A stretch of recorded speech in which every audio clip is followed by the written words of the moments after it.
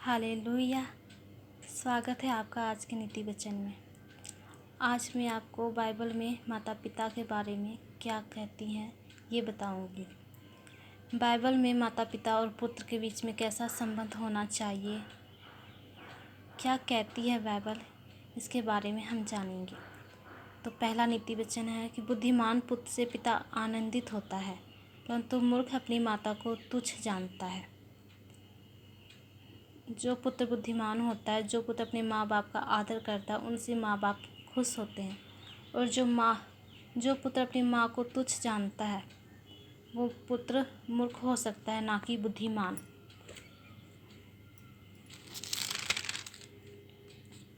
दूसरा नीति वचन कहता है कि बूढ़ों की शोभा उनके नाती पोते हैं और बाल बच्चों की शोभा उनके माता पिता हैं।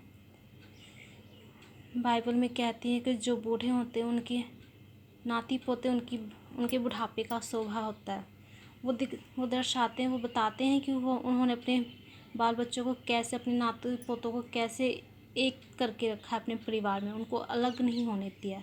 और वही वचन कहता है कि बाल बच्चों की शोभा उनके माता पिता होते हैं। जो अपने माँ बाप को अपने साथ रखते बुढ़ापे में, उनकी शोभा, उनके माँ बाप की शोभा उनके बच्चों की शोभा होती है।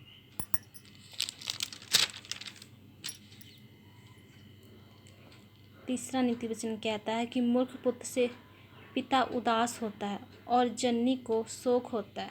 जो पुत्र मूर्ख होता है, जो शराबी होता है, जो नशेड़ी होता है, जो भांग का नशा करता है, सिगरेट का नशा करता है, किसी भी तरह का नशा करता है, वो पुत्र मूर्ख होता है, बुद्धिहीन होता है।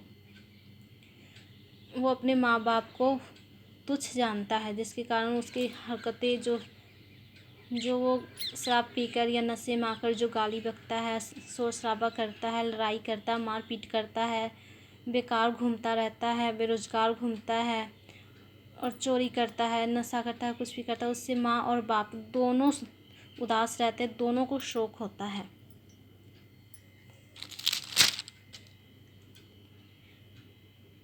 नीति वचन, परमेश्वर का वचन कहता है, जो पुत्र अपने बाप को उजाड़ता और अपनी माँ को भगा देता है, वह अपमान और लज्जा का कारण होगा। परमेश्वर ने यहाँ पे लिखा है कि वह अपने अपमान और लज्जा का कारण होगा।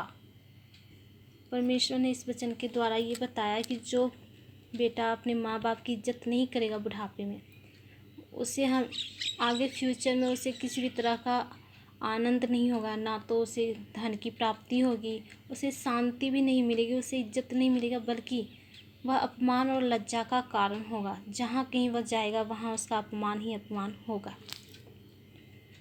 अगला वचन कहता है, मूर्ख पुत्र पिता के लिए विपत्ति ठहरता और पत्नी के झगड़े रगड़े सदा टपकने के समान है। मूर्ख पुत्र के कारण पिता विपत्ति में फंस जाता है।